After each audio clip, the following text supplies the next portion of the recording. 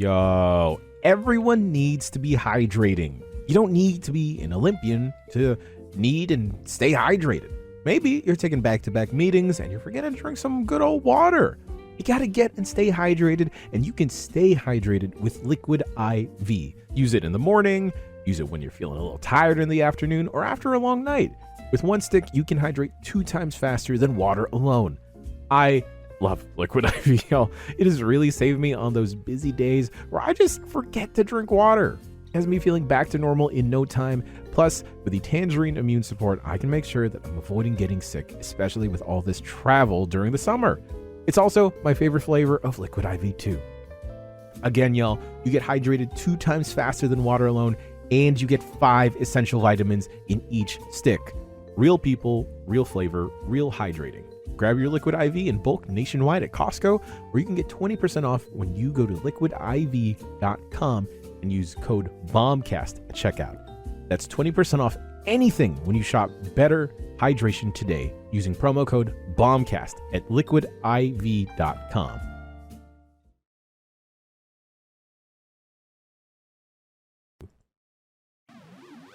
That's bad, though.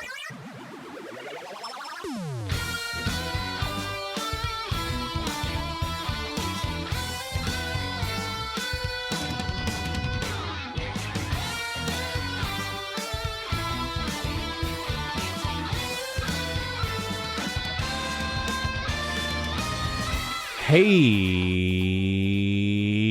everybody, it's Tuesday, June 6th, 2023. Welcome to the Giant Bombcast, episode 792, powered by NZXT. Wow, that echo was so powerful because of all the power that is provided. I am your host this week, Jan Ochoa. As always, joining me, co-captain of the ship, also not packed, also hasn't signed up for pre-check just yet, Jeff Grubb. Yeah, I started the process, and then it's like coming to this office, and I'm like, well, let me check with can I do it tomorrow morning? And I'm like, oh no, my flight is at 6:30 a.m. I ain't doing nothing. I got to get packed right now, because the next time I nod off, I'm going to wake up and it's going to be time for me to get on my plane. So we're going to LA, baby, though. We're going to be California boys once again. Hey, let me tell you, as a California boy, pretty much all around the clock, it's not bad. It's not bad. I also don't know what the weather's like in LA, so I don't know whether or not to pack hot. I checked it last night. I'm like, hey Google, what's the weather in LA this week? And it's like, yo, it's gonna be like maybe a high of 68. Oh my God, that's amazing. I'm like, what? All right. So, and it's like, at night it's gonna get down into the 50s. I'm like, I'm gonna bring my giant bomb hoodie. I'm good. Let's go. You know what? I'm just gonna bring my Paddington fit, and my Paddington fit is basically just a red beanie and a bright blue jacket. Yeah. Our own Paddington Bear, our marmalade enthusiast himself, Jeff Bakalar. Listen. Yes. Hearing that weather forecast, it's like, can we pile any more shit on my FOMO salad? Yeah. Is it gonna be really hot where you're headed? Because I know the East Coast was having a bit of a heat wave last week. I don't know if it still continued. I don't know. I'll actually look it up. I'm curious now. And now that I've heard that out loud, I'm nervous. Probably should check. Yeah, see, you shouldn't have made that bold declaration to never go to Los Angeles again after that one E3. You tried sneaking in after that the Game Awards, and you were like, nah, still not for me. Yeah, we don't want you here anymore. We heard the shit you said. That did count. Yeah, I have to say the FOMO's hit me real hard. Unfortunately, I'm not going to be out at Summer Games Fest, and I'm really upset just because I want to hang out with all the friends and all the people.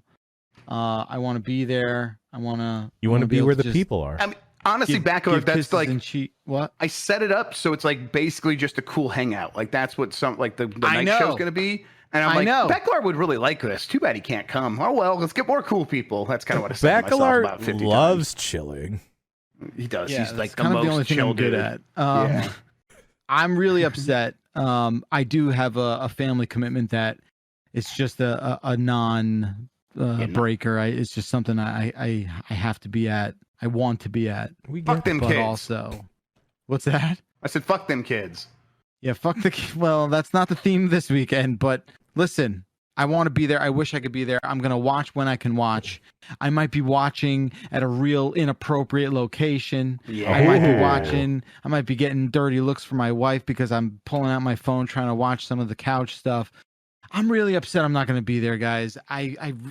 It's chewing away at me. In the beginning, I was like, all right, whatever. But, what did you say? Basically, Lexi in chat says he's going to be at a pinball seminar. Well, yeah, what? That's not important? Yeah, don't blow up Bacalar's spot here. Come on. Yeah, that's fair. Yeah, we don't want to dox him. I know. And I just want to say, like, you guys have done such an unbelievable job planning and, just really owning this thing in such a big way. And it's so awesome to see. And I'm so happy that everyone's like really just killing it out of the gate. And I really hope, and I really wish I could have been there to bask in it with everyone, to really just like be there with my friends and coworkers there, As someone that has done a couple of E3s now and run like the production, let me just say, it is like, wow. We might be too organized this year. We've had like 2 or 3 meetings like in the last like week and a half or so, and it's like, all right, what else we have to figure out? I'm like, we think we got everything figured out. I think we're good. Yeah. So like, we're not at the shout out section yet, but shouts out to Grub. Shouts out to Grub for nailing down all the guests, nights 1 through 3. It's gonna be a good time, y'all. Also, shouts out to the homegirls, Emma and Bailey. They're gonna be joining us. Definitely. Through some of the talkovers. They're going to be helping us with coverage. They're going to be hanging and clanging with us. I got an announcement. Yeah, let's lay it down. This is going to play very poorly for the audio listeners, but Jeff Bacalar, am I correct that there might be a new shirt in the store? Hold on, I'm just checking my IFB and okay. I checked it out last night. Grub, check your IFB. Check your IFB. Oh, I'm going to check my FB real quick. True. There is a new shirt in the Giant Bomb store, store.giantbomb.com. Jan, tell us all about it. Well, welcome to Giant Bomb. Where have you been? It's now, if you're watching the podcast, we flashed up a picture of this gorgeous shirt. If you buy it, which I hope only you do. The finest fonts. Only the finest fonts. There's a little tiny bead. The period is a bean. The period is a bean. No, AI did not make this. I made this. Oh man! Everyone agreed. All right, I didn't hold anyone. Signed off on Comic Sans. Yeah, it's fine. I can't wait. I need the shirt. Audio listeners, it says "Welcome to Giant Bomb. Where have you been?" Bean, and then there's a little bean there, and then it's got the Giant Bomb face logo. Yeah. And just so we're crystal clear, the period is a bean. Yes, it's a little bean. It's a little tiny bean. Is it misaligned? I don't know. No, it's not misaligned. Yeah, the kerning is just perfect on this shirt. It's going to win kerning of the year, I think. Yes. It's going to win kerning of the year. And hey, here's the thing. We could add it to the shirt description, but you get 500 podcast points if you buy this shirt. Wow, we should start putting that on some of these shirts. The font is also it is Comic Sans once again for audio listeners. Yes. Yeah. We're destigmatizing Comic Sans. We're taking it back. Taking it back from who? Lord knows. I don't know. Summer Game Fest is this week, right, gents? That's what's happening. I gotta check in on a flight later. I'm excited. So this will probably be a shorter Bombcast, all things considered. I still have to pack because I haven't packed at all. Yep.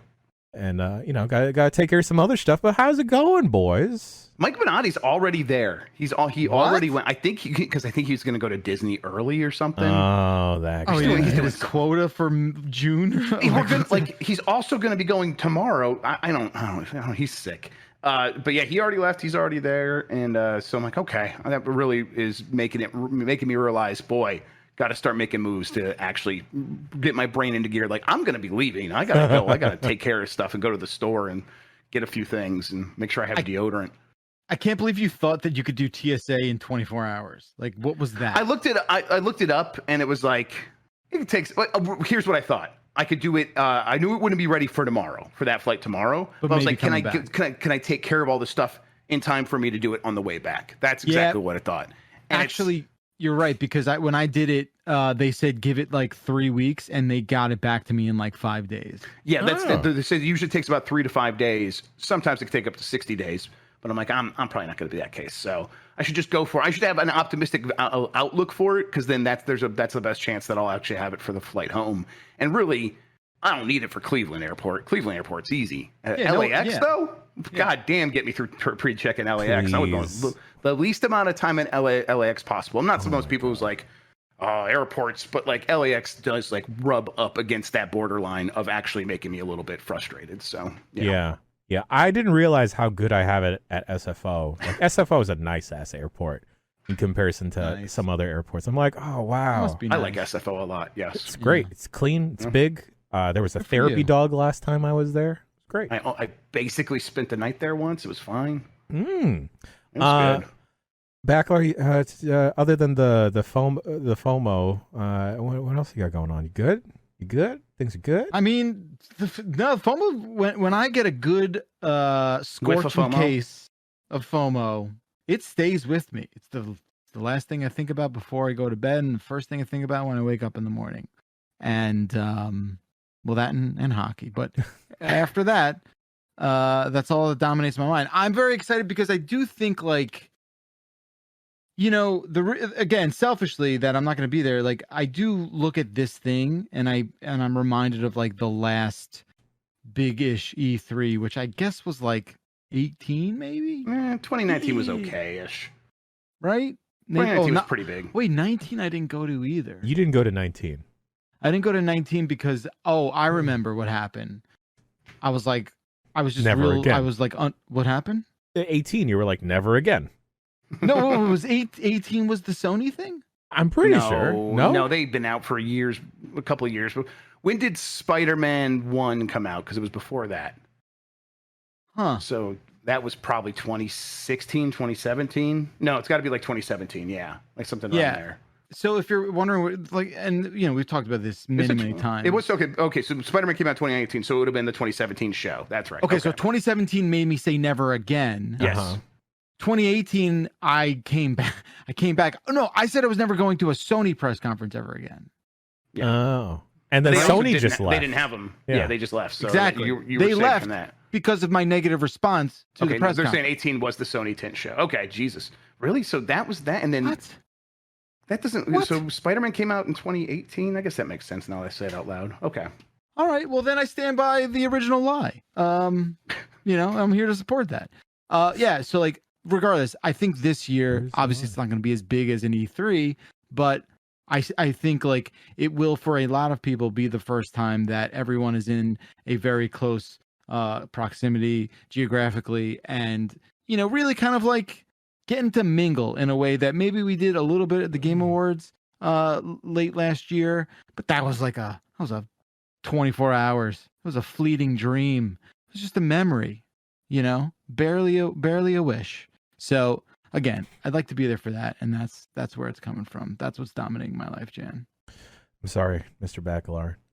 Okay. Also, since you know you're the boss here, when you're not around at an event, the bossing duties get split between us three hooligans. So yes, the triumvirate. As long as it's just not ourselves. Dan. Like, I don't care. Yeah. I don't care what happens. I did put Dan in charge. I did put Dan in charge of a special task last night, because I found out that someone recently had a birthday, one of the people that's going to be on the couch, and everyone will have to watch to find out exactly how we're going to plan that. But I'm like, Dan, could you get a cake? And he's like, I've never bought a cake before. He figured it out, and he came up with some fun ideas for it. But it was like, okay, it was fun to watch that man come up with an idea and execute on it and actually get it across the finish line there. But it was definitely something he wanted to do. If it's something he didn't want to do, I would be like, I'm not even going to ask Dan to do this. So. That's the exact correct mentality. Yeah, you have your instincts are freaking razor sharp. Yes, exactly. I can't wait to see that cake though. It's going to be very fun. So that's going to be the first night on Friday. So you guys want to see what's going to go down with the cake? We're going to Steve Aoki this. Okay, cool. Yeah. Yeah, folks. I mean, we'll have the Giant Bomb at Night streams Friday through Sunday. We'll have a couple talkover streams. Are planning to do maybe a couple of travelogue stuff. Yeah, I don't know. We're gonna go hands on with a bunch of stuff, but we'll probably talk about that stuff mostly on the night shows, and then if there's anything else to do with that it might end up on the site. But a lot of that stuff's going to be like, well, when we can get to it. Yes. And also for folks wondering, the night shows will be broken up and the audio will be ripped out, and we will be placing those night shows onto this very feed if you're an audio listener. But enough about stuff happening later in the week. Let's talk about stuff happening right now with video games. I'm playing the music, but the button doesn't go anywhere. These are the games Jen and Jeff are playing now. These are the songs we're playing, the games we're playing now. Street Fighter 6. I have not had as much time to devote into learning the proper sciences of Street Fighter, but I have learned that I am still very much trash at fighting games. But the enjoyment I'm getting out of this, though, I feel like I'm learning with each loss, and I feel like stuff is finally starting to click.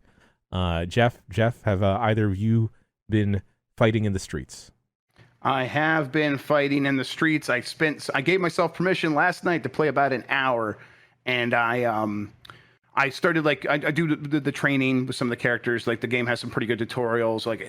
Basically what it does is it tells you, oh, here are the characters' special moves and also their bread and butter moves, and here's when to use them. And it's a lot, and I'm like, I think I'm going to go back and do that for a couple of the characters over and over again a couple times, just to really see if that stuff stays home. Because then I did take it into playing against the CPU at a I was trying to go and increase to the higher level, so I'd start at 6. And if I could beat it, I'd go to 7 and then 8. And it's like, well, 8 was kind of beating me up pretty bad because I am also pretty trash at this game. I am trying to decide, do I want to treat this game like something I want to actually get good at and be competitive at? Because that could be a long road that goes nowhere for me. Because, maybe I could get good. Am I going to be good enough to play against the people I want to play against? Namely... Mike is playing a ton right now. He just got gold rank. If he's been playing a ton and I haven't played any, and he's got a history playing some fighting games, and I just really have none since Street Fighter 2 on Super Nintendo. So it's I could try. I want to try, but it also just seems like it might not even be something that could happen. So where else can I find the fun in here? Well, turns out actually just playing Street Fighter 6 itself is very good. It is a lot of fun. The characters just feel so big and beefy and juicy and powerful, every single one of their attacks. And when you start realizing that there's more than meets the eye when it comes to how these attacks can either string together, or how each of the attacks have variations if you want to go into overdrive with them, and how to actually pull those off, and how to do the drive parry, I think it's called, and when to do it, and how good that feels. For me right now, just playing against the CPU, and I will take it online eventually because I hear the online is very good, but playing against the CPU, just trying to figure stuff out, it's been a fun puzzle of okay, where can I, which one of these characters is fun to play as, and how can I figure out when to deploy all their moves, and it's a slow process right now, but I'm getting there, and either way, I'm having fun the entire time. Yeah, I think the fun factor is definitely amped up compared to previous Street Fighter titles, for me at least, where at least with fighting games, and this happens for me personally with a lot of competitive games, but I get the little social anxiety of either I'm going to lose terribly or I'm going to waste this person's time somehow. That kicks in, but it hasn't really kicked in with Street Fighter 6 for some reason, and maybe whoever I'm getting matched up against is also a scrub. But the tutorial has really, really helped me figure out contextualization for a lot of the moves. Throw Hadouken as many times as you can. I've been able to do that motion. I just specifically haven't really known when to do that motion. Also, just learning that it's not good to always jump into a person is very, very telling. And I think I've decided to not play with Ryu or Ken, who I'm more familiar with, but go against the grain and go with someone uncomfortable for me. Go with Menon, and I think I'm liking it. Yeah, Menon's got a hell of a move set, and when she's the ballerina, right? That's her final ballerina death move is so insultingly damaging. It's the way she just throws you at the screen while bending in this pirouette. It's something else. It's baller time. It's baller time. Absolutely. Bacalar, have you tried out or checked out Street Fighter 6 at all? Yeah, I've actually played it a decent amount of it. So I know this game's very good. Like when you like go someplace and you're impressed with the craftsmanship. You're like, God damn, look how they. And then they Yeah, start Cheesecake playing Factory, exactly. Africa all the time. Yeah, like look at the threading on this. Is this leather? Is this a faux leather? You could have fooled me. This is. Oh, so this is a Turkish stitching? You're Okay, like, oh, wow. look at the attention to detail on the crown mold. Like, look at all this stuff. That's what I see, right? And I would imagine it's similar to like someone who jumps into Call of Duty and is just like, I'm getting fucked up and I know there's no way I'm ever going to get good at this game. Oh, That's okay. probably what they feel, similar to what I'm feeling going into Street Fighter 6. I'm better at Mortal Kombat. I like Street Fighter 6 speaks a language that I still like don't understand.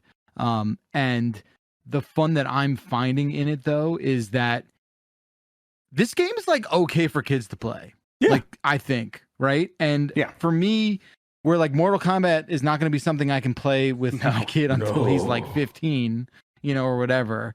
Like we could jump right into Street Fighter and he loves Chun-Li and that's awesome. And like the paint stuff is very like, again, I'm looking at this game from the least technical position, right? Like I'm just having fun where I'm like, look, each character has special moves you can counter. And there's like, you build up these things and you can like spend all these things at once to counter. And like, kind of doesn't understand any of that, but he's like, hey, can we play the fighting game? And I'm like, you know what, we can because it's kind of goofy and he thinks Blanca is a big freak and that's it. Like I'm getting exactly what I wanted to get out of this, an incredibly stylized high production value fighting game that is like somehow okay and not offensive to like play with someone who's 8. I love it. I think it's really good. Am I gonna like get better at it? Probably not. I do want to get a fighting stick. Like playing on a controller has sort of made me think like, oh, I see. Are you guys using modern controls or are you guys using classic controls? I was a stickler and I was trying classic controls for a while, but I decided to try modern. Yeah, especially if you're playing on a controller, I think modern's the way to go. Yeah, modern's definitely the way to go on a controller. I'm playing on stick, so I'm like, when I'm playing on stick, I should just use classic controls, and I've been fine with that. I just like, I know there's a time where I'm like, I'll probably play a little bit on my Steam Deck, and it's like, oh, this doesn't translate well to there. Maybe I should have just been learning modern controls this entire time. And they call them modern controls for a reason, because they probably want more people to adopt this stuff. And I hear people say that it's just fine, like it's a completely viable way to play the game. I just, I feel like I have to commit. So, like, here's my question from someone on the outside looking into like the preciousness of modern versus classic kind of stuff, right? Like, so presumably modern people modern like online ranked stuff, right? Can like a modern play a classic and that's okay? I don't know. I was gonna say I think so, that's but a good I don't question, know. right? Like yes, absolutely. I think so. Yes, people are saying yes. That there is the dynamic you can only use in local play, right? That's the one that's only local.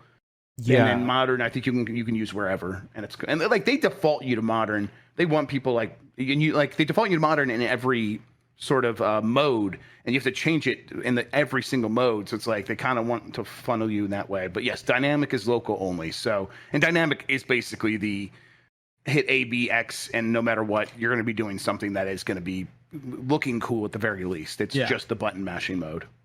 Yeah. So, I think like I just find that to be kind of fascinating with, the evolution of accessibility with this thing. And it's real good. It's real good. Again, I'm like the person who like goes to the really fancy restaurant and is like, I'll take your finest chicken parm, No, like you should have something really special to that place. That's sort of how I am with Street Fighter. Like, could really take advantage of this, but I'm too much of a novice to really be able to appreciate it.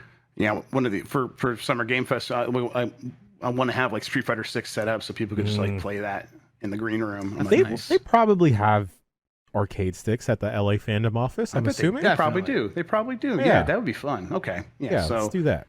I think that'll be a big hit. I think that'll be a very fun way for people to spend some time when they're not on the couch. So let's have cash games going. Yeah, there we go. Yeah, and Sean, who is a big fighting game fan, says there's don't be afraid to mess around. You can there's no wrong way to have a good time with this game. Yes. They offer you a lot of different ways to have fun. Have you guys been spending any time in what I am now just calling the Yakuza mode, the World Tour? Not too fun. much. I've just been trying to get better at specific characters. Same here. But that mode just fascinates me, that you can just get into a fight with virtually any and everybody. And I think it's, to Sean's point, I think it's a way to actually learn the ins and outs of Street Fighter as well as anything else that they put in here. I mean, maybe not as well as like the training modes that they built, but you have a character and you're going to these different masters, which are the familiar Street Fighter roster, and you built your character. And as you go to these masters, you're getting some of their moves and you're taking pieces from like Chun-Li and E Honda and you're putting them all together into one character. And it's like a good way of like learning where these moves work well and where they don't, because you have to like take ownership over building the characters. So it's like, oh, do I want something that's going to be good from range here and things like that? So it's like, I think it's a good way to start thinking about Street Fighter in a deeper way that you can then carry over into the competitive play if that's the way you want to go. So I fully intend to go back and actually play World Tour. It's just I wanted to do like a condensed version of learning the character, like you were saying, Jan, because I'm still playing Tears of the Kingdom nonstop. It's taking up so much time. That's like, but I got the urge to play some Street Fighter, so I'm gonna go hop in there, and I don't want to have the slow build up that World Tour was giving me, at least not yet. Yeah, I really wish that this Street Fighter 6 did not come out right now. Yeah, right. Another Same with game. Diablo. Yeah, well, there we go. Another Exactly. game I wish did not come out just now, and I had some time for later, is Diablo 4. Boys, we played this on UPF last week, and I had a hell of a time. I had a good time too. That was a lot of fun. I have then figured out it is fairly easy to get this up and running on a Steam Deck, and it is dangerous. It is dangerous. I will do that tonight, and I wonder, do you have to be online to play it? You probably have to be online to play it, right? I guess I was online the whole time, so I didn't notice. I'll buy the internet if I have to. Usually I can get it for free with the T-Mobile thing on United. So I'll play it on the plane tomorrow morning. But yeah, hearing that you got it set up so easily on the Steam Deck is encouraging. I was planning to do that, but I'm like, okay, yeah, and I think that's a really good fit for that game. I think that as much as Diablo as a classic franchise is like, that's just a hella PC game. That's a hella ass PC game. Turns out it's a really good console game and a good controller game, and really always has been, and they've just really perfected that. So even with Diablo 4, when I was like deciding how I was going to play with us on the stream, I'm like, I'm just going to use controller. It works great on controller, and I had a really good time doing that. And I'm like, oh, and this is going to fit well with Steam Deck. I really appreciate the cross progression as well, just being able to take it from Xbox or wherever else over to PC and keeping all that progression in there. It's really solid. It's a really solid Diablo, and it's like something about it is they really figure the stuff out. So it's actually it actually is better than a lot of other action RPGs. Yeah. I don't know what it is. Do you guys have any ideas? I don't know, because I kind of had a sour taste in my mouth because of Diablo Immortal, or it was Diablo Immortal? Diablo Immortal was the cell phone, the smartphone game. I had a sour taste in my mouth from that experience, that I was kind of dreading Diablo 4, but like, and it's been a hot minute since I've played Diablo 3 even, that everything kind of just fit into place and just clicked, and my mind went into just went automatic and just started clicking away and smashing fools and equipping stuff. And it takes a while to get into the whole workflow. It feels weird to say workflow of like, all right, this stuff is trash, I'm just gonna scrap it. I'm not gonna sell anything, I'm gonna scrap everything. Also, like, learning how your character works, I do appreciate that it is free rerolls until level 8, or I guess till you reach level 9. And then after that, it's relatively affordable too. It's relatively affordable. It is not. Money has not been hard to come by so far in Diablo 4. I think my only problem with it is that, like, yeah, I get it. The game is all about the devil. It's in the name, but some areas a little too dark. That's it. How are you guys feeling about that first area? It's gray and snowy, and that all that stuff actually is super. Like, my favorite color is gray. I love snow, so I like that area a lot. But I've heard people like, I hope it changes up later on, and from what I understand is it does. Like visually, it's really varied. But I haven't seen that yet. I've just seen the ashy gray, snowy level. Yeah. I'm still in that level biome, I guess. So I've yet to see warmer climates. But right now it feels a little dreary. But I mean, everything is dilapidated in Diablo. But it should be, right? Yeah. It's not going to be Horizon. Well, I think that was the Diablo 3 brought in more color and it was less desaturated, and there was a little bit of a backlash at the time. So it's like I think when they were looking for an easy dub for Diablo 4, it's like we promise it's going to be dark like Diablo 2. Yeah, it's hell, we swear. Yeah, and I think that's fine. I think it's totally fine, and I think the fans that wanted that were probably right because it's a good look. I watched some people play this on Twitch, and I'm just like, oh, you can play this a lot faster and better. Oh yeah. All these clicky freaks who are just doing the thing fast, and like it's fun because like it's super smart, right? You see what buttons are being pressed based on like the highlights on screen, and you're like, wow, this person is doing incredible amounts of actions per minute. Sure. Yep. And that stuff's amazing to me. I guess that's what Diablo, like at its core, is supposed to be or can be. Mm-hmm. And we just, I think someone like me who has not really been a Diablo person at all, kind of like tries to brute force it into a more of like an action game. Really? You were never a Diablo person. No, I know. And I love Satan. So you would think that would be right up my alley. I do think that. Yeah. My hell alley. Alleys in hell. Yeah. But like, I don't know. It never like got to me. It never like crossed my desk in a meaningful way, which, I have regret about. I have a lot of regret, but I really enjoy it. I hope I can continue to like make satisfying progress in what I'm doing from a single player point of view. Mm-hmm. I don't think I'm interested in doing more the co-op stuff. Not that I didn't have fun. Like, I'll do it with you guys. Oh, okay. All right. No. This is not me saying like we're breaking up. I'm just saying there's something about this game that I want to experience by myself and not chase like band to like a realm or something. I just want to I think you summed it up during UPF where everything feels less serious when we're playing it together. Yeah. Yes. Like a lot of these story beats are just not hitting.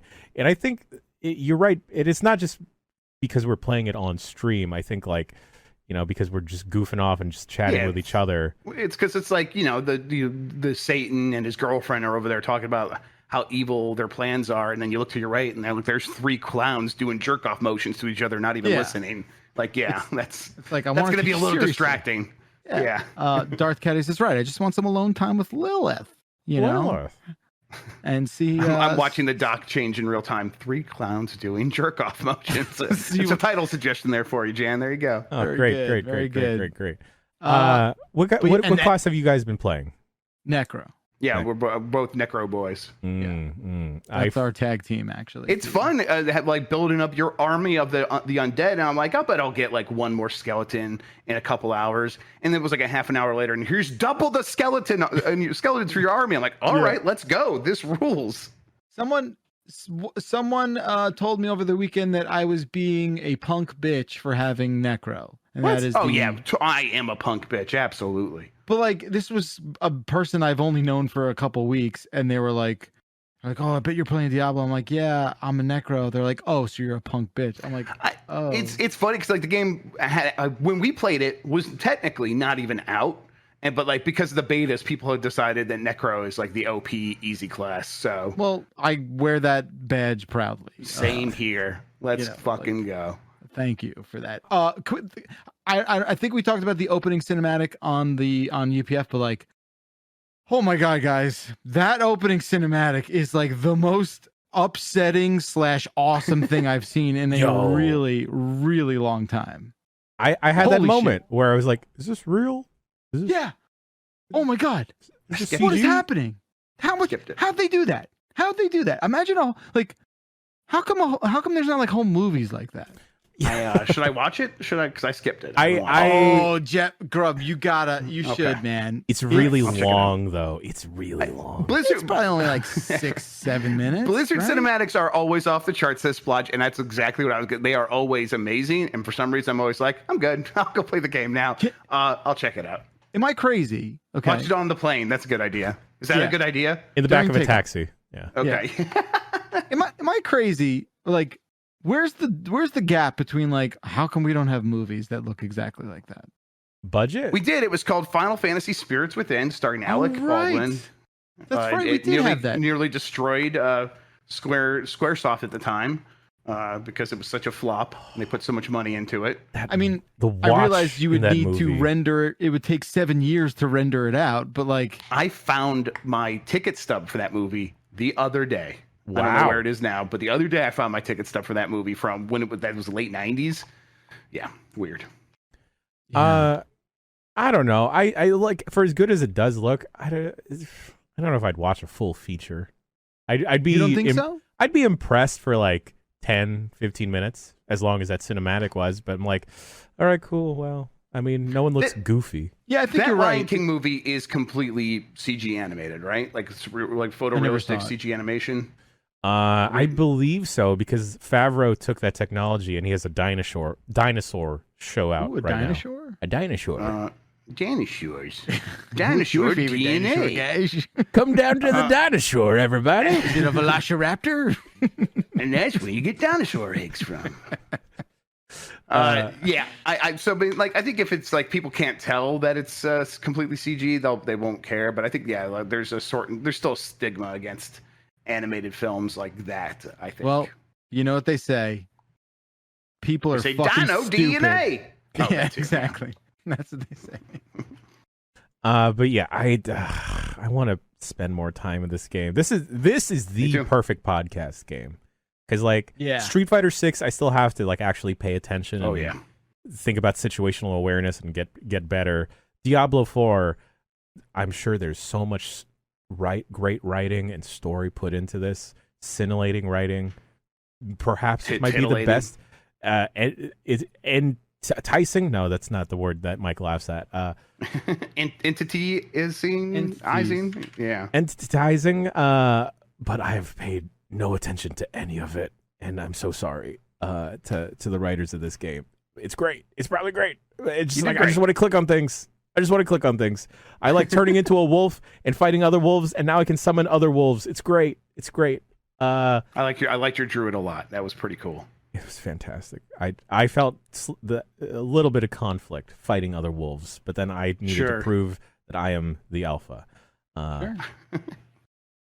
Folks, it's time for the quick Tears of the Kingdom update. Where's everyone at? How's everyone doing? Does everyone have more than 5 hearts yet? I have quite a 5. few hearts. I don't have a second row started of hearts. And I'm like, I thought, because I have more than 10, I thought it would start with the 10th one, and I would have 20 hearts total, but it feels like it definitely feels like I have more than that, but it's still one row.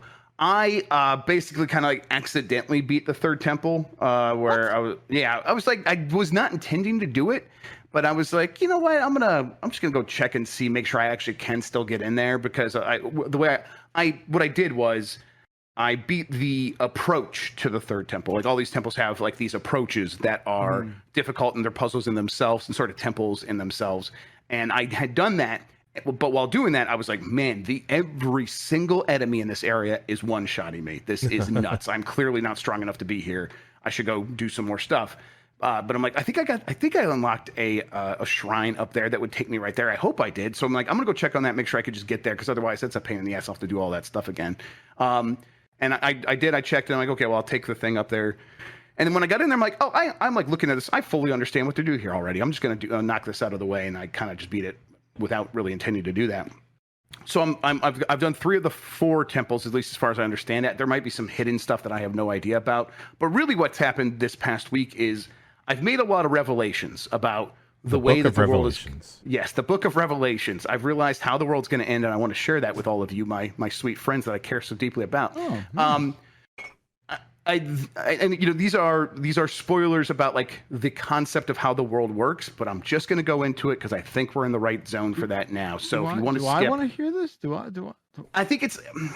Do you know about the connection between the underground and the surface? In what capacity? In gameplay. You know what? Gameplay capacity. I also don't know if I want to hear this either. So it's not something that the game's going to explicitly tell you. You kind of have to like realize it yourself. So if you guys want to have that realization still. No, okay. I think 2 against 1 here. We have to stomp the fire out a little bit. We got to pat it out. Look, I'm only doing I'm only precious about this because I've been such a freak over this game. Like, this is one of my favorite games I've ever played, I think. I think this might be my favorite game of all time. It's an incredible game. And I'm like, I don't know if I told you guys this, but like, I'm streaming with Dylan. Like, we're playing it and we're streaming it, and we're just having fun times, goofing off and making fun of Farticles, our horse. We named our horse Farticles. Of course you did. Because he's a gentle boy. You have a horse in this game? What? Yeah. I haven't used my horse in hours. No. Yeah, I've just been flying around. And like Farticles gets jealous if we see another horse, and sometimes we try and like pet it, and we're like, "Oh, Farticles, this isn't what it looks like."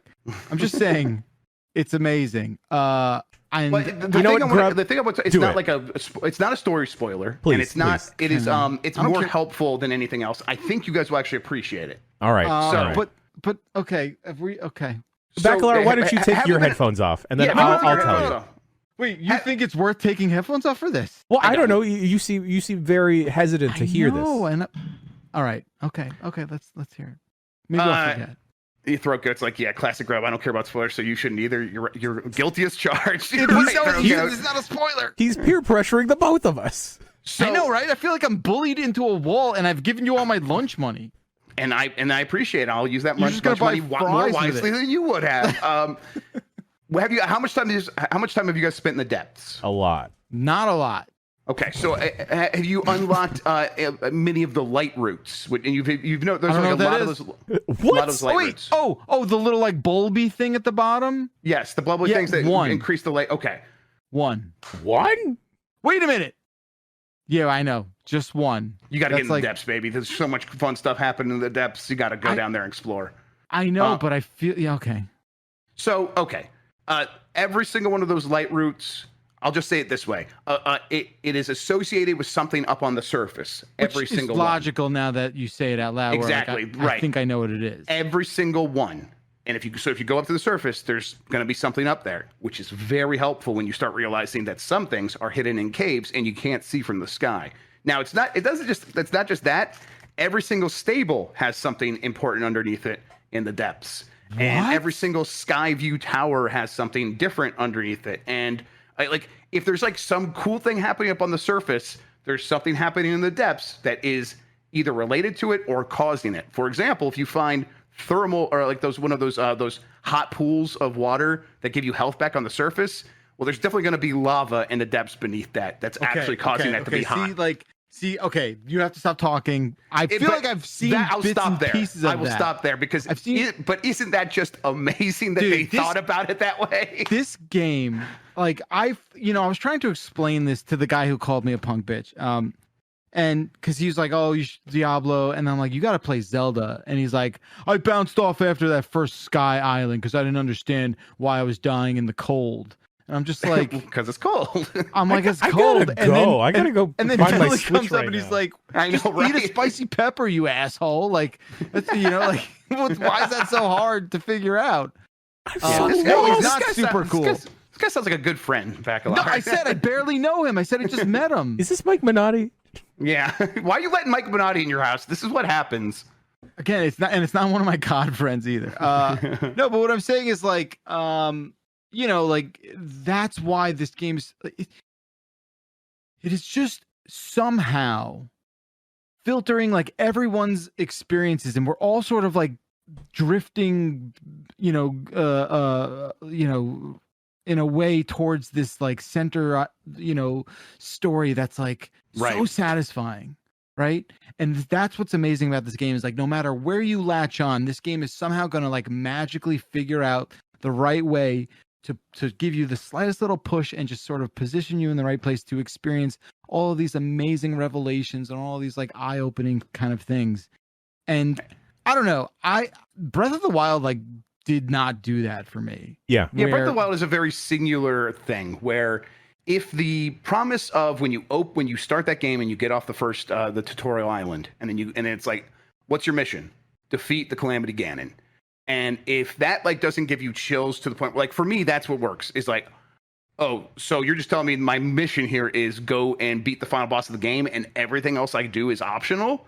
That gives everything else so much more meaning to me because I get to decide what I'm going to do as I approach the end, and that freedom was the magic for me. I think for a lot of people, it's like, yeah, that freedom's cool, but it's a bit of a trick. And for me, it wasn't a trick, but I think for a lot of people, it's like, it's like a magic trick. I'm over it pretty quickly. What else are you going to put in this world for me? And I'm like, well, I like the big open empty spaces that give me time to feel things and feel like I'm actually moving from one place to the other. Tears of the Kingdom is, what if we filled a very cool, already cool map with some of the best ideas in a video game ever. Yeah. Over and over and over and over again. And then what if we replicated that map down underground and gave it a dark world that has this completely other different sort of loop to it?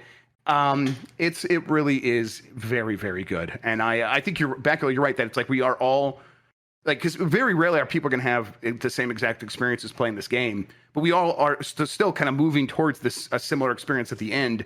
And it's like, oh, that's just really good modern game design. It's the kind of design that I expect that other developers are going to study for years to try to replicate, because it is what we I think we want, really, for the most part. People are still going to want their Red Dead 2s. That's just like, tell me a story and let me be a part of that story, and that's all I want. And I think that's still going to keep happening. But for me, this is the far superior method of making games. Let's give you this open canvas and work together as player and creators of the game to tell something even more important. Yeah. And on top of all that, it is a behemoth running on like a Cuisinart. It's easy like, bake oven, please. Yeah. Come on. Like it's barely, like pulling any watts. You know what I mean? And that's like what's amazing to me. That is the thing I really can't wrap my head around. What a technical achievement it is. Real quick though, we can move on. This was supposed to be quick, and now I'm just like, I could talk about Tears of the King forever. No problem. Yes. The blindfolded speed run of Breath of the Wild. Yes. Tears of the Kingdom. Breath of the Wild at a summer game, or Summer Games Done Quick. That just happened over the weekend. Was one of the most amazing things I have ever seen in my life. How did they do that? So here's what I realized. I think all of my favorite games are games that you could beat blindfolded, because they have such robust design of sound effects and this is like, because my brain is like, I need extra information, because I can only pay so much attention, because my brain just doesn't latch onto stuff very well. So you need to give me multiple pathways of information. And visual, yes. Give me a menu with all of my objectives, yes. Have characters repeat those objectives to me, please, yes. Have stuff in the world that's just sort of reinforcing all these ideas, and then have the sound effects be like reinforce all the gameplay. And it's like, that worked with Mike Tyson's Punch-Out. You can play that blindfolded because it's both a visual game and an audio game, and all that stuff works in unison. Turns out Breath of the Wild is that too. He was doing such amazing stuff in that run to actually beat the game. And he does it as a speed run, so he's not even doing it like, oh, let's go beat the Divine Beast so that it's easier to do the final boss. No, it's like a 7-8 phase final boss fight that took him about 5 times, because he just messed up one thing, and he's blindfolded, and he has no recourse here, so he had to start it over.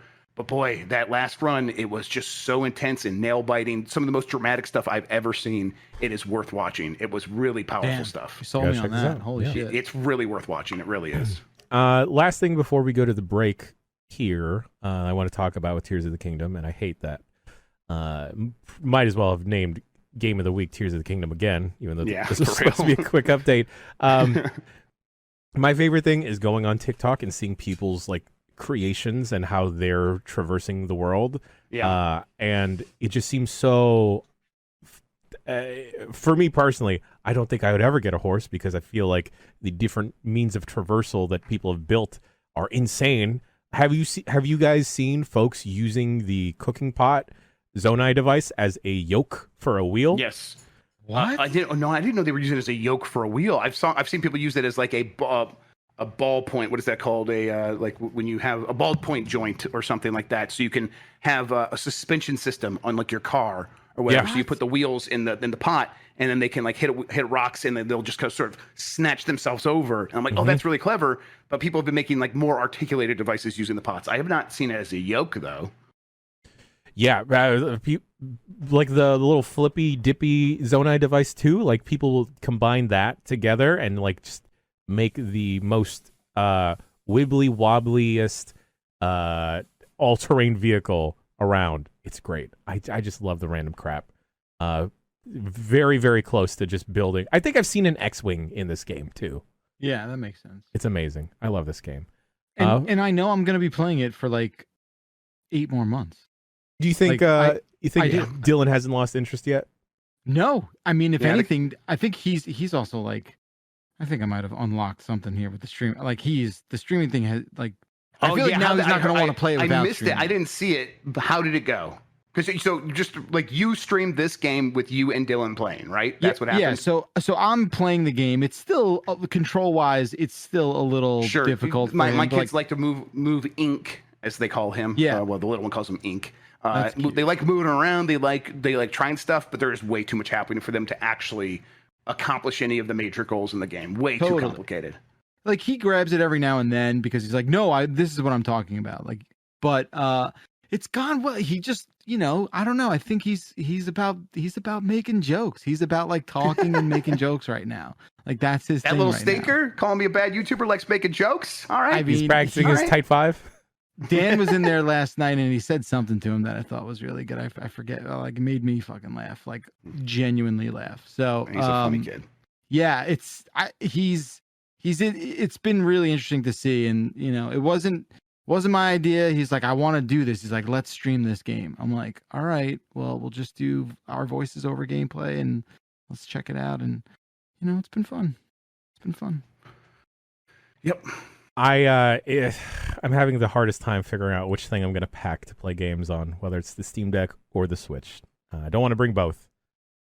You got the analog pocket yet? No, of course not. I'm not going to get that for like 5 years because of waiting. It's pre-order business. Good travel device. I like that. Oh, that screen is so great. At this moment, I'd be bringing the Switch. That Miu Mini thing that I think you asked me about once, Jen, that screen on there is actually very good too. So if you didn't want to like shell out for an analog pocket and didn't want to have to wait and wanted something that's like relatively affordable, that Miu Mini is actually pretty. Like, I think that's a good option.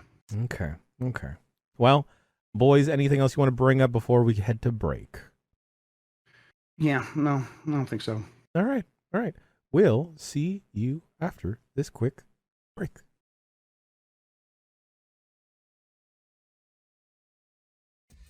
This show is sponsored by BetterHelp. Y'all, it is so easy to get wrapped up in wanting to help out everyone, whether it's friends, family, or work. But when's the last time you worked on yourself? Therapy can give you the tools to make sure that you're working on you and also able to help support the other folks in your life.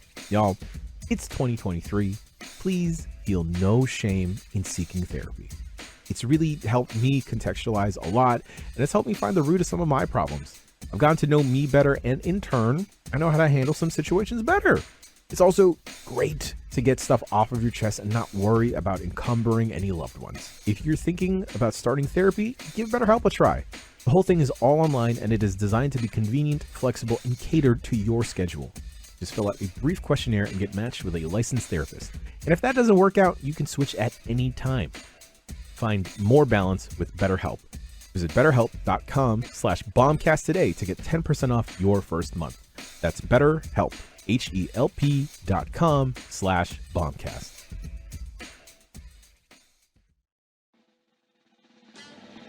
Yo, RocketMoney is like a financial paleontologist because it has unearthed subscriptions that your boy has completely forgotten about.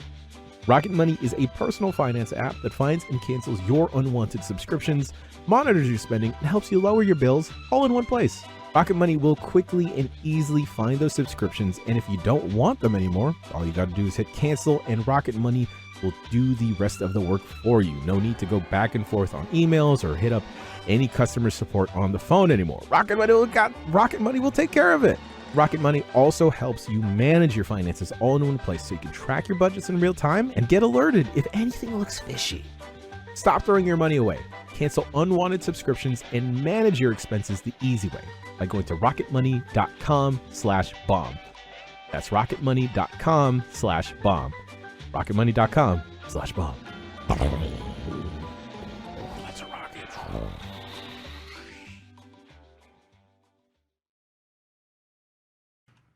God, I can't stop thinking of Tears of the Kingdom and all the dumb stuff I just want to glue together. It's infected my real life where I just see two things. I'm like, I could glue that together. I saw a pile of like loose wood and stuff, and I'm like, shout outs to my boy Hudson out there, giving me construction equipment wherever I need it. I didn't realize that was a real person you could meet in this game, and then I was starstruck. Yeah, I've heard so much about you. It's like you're the guy from the side. Oh my god.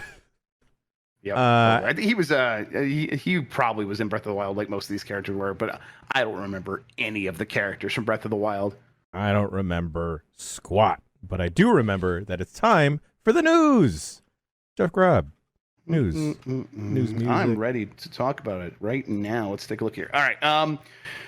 Quicker show. My flight is at 6:30 a.m., so we're going to get through this pretty quickly. Oh, damn. Twitch changed its rules, basically about advertising. Asmongold is out there saying, "Hey, everyone should boycott Twitch, or maybe even like leave the platform entirely."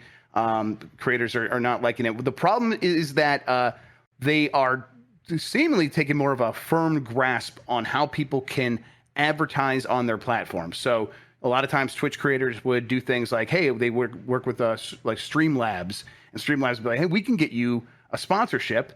All you got to do is put this bug on there and this browser source into your OBS, and it will have things pop up and take over the screen for moments at a time, every 10 minutes or something like that.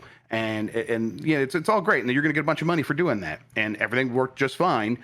Twitch is saying that most of that stuff is either not going to be allowed anymore or has to be drastically reduced. For example, logos on stream must be 3% or less of the overall screen.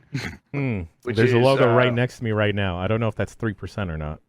Right, and it's like 3% seems like a very tiny portion of a screen. Like it's got to do like kind of minuscule, basically.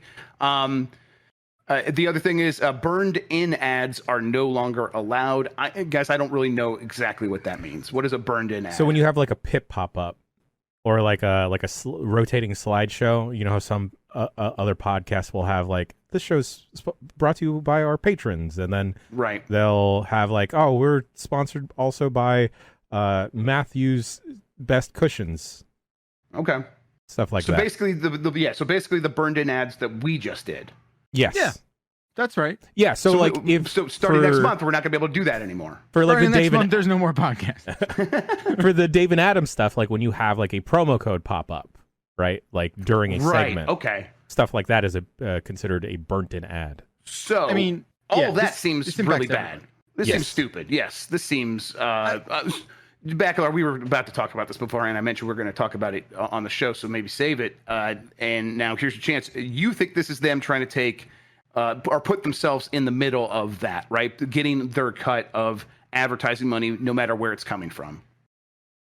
Well, yeah, presumably this is a sort of like preemptive strike to push forward any kind of like internal partnerships and sales team that they want to promote on their platform. I mean, I guess always in the back of my mind assumed that one day they would handle sales of their own platform and work directly with the creators. That's not me endorsing that. I'm just saying that seems like what that would be. That seems like this is a sign that is maybe what they are gearing up for. I don't know. This impacts pretty much every single person on the platform. So these ads have scaled, right? Like there was a time when only the biggest streamers were getting sponsorships, and then that has really filtered down to where it's like these networks built like by Streamlabs or Stream Right. Elements or a handful of other things. I've done one myself for a Factor where it's like, Yeah. hey, we'll reach out to you. I'm like, and all you gotta do is put this stuff in there. And it was like, I don't have a huge following on Twitch. I was barely even streaming on there, but it's like, that was a nice little bag that I got for doing that. And it was really streamlined and very easy to do because there weren't any of these sort of regulations put in place by the platform. YouTube is still and has been pretty open about this stuff, right? YouTube is like doesn't really care. They're pretty hands off. I don't know for sure, but I'll take your word for it. I think, and there are some concessions, like you can still do like an offer code in the chat, right? If you wanted to, but obviously that's not as effective and nowhere near the same sort of thing. And it's not even like some sort of like, concession. It's just like a measly kind of make good, which it does not fulfill the same, sort of ambition. So I don't know how this goes. I'm thinking about a lot of like entities out there that just rely on this specifically. I don't know. I think this is Twitch really betting on the dominance that their platform has and saying, you know what, we're the big fish in the pond and we have the clout to do this. That's me editorializing this strategy.